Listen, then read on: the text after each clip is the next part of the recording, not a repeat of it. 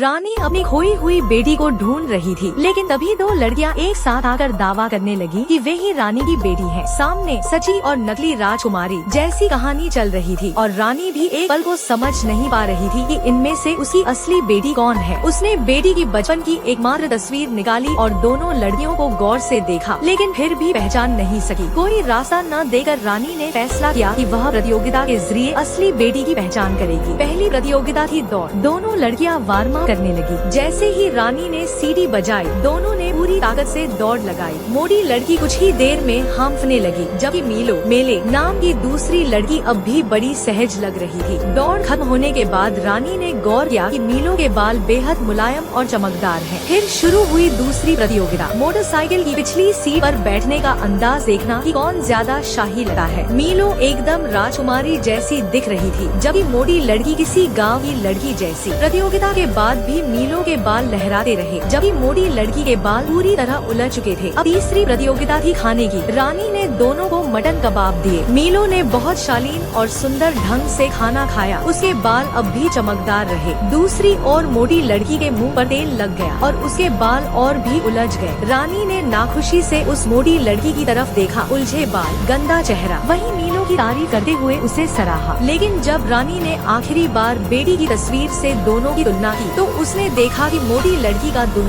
चेहरा हूबहू उसकी बचपन की बेटी जैसा था। तभी रानी को याद आया, उसकी बेटी बचपन में भी हमेशा उलझे बालों और मैले कपड़ों में ही रहती थी। रानी को अब सच्चाई समझ आ चुकी थी। उसने तुरंत घोषणा की कि वही मोटी लड़की उसकी असली बेटी है।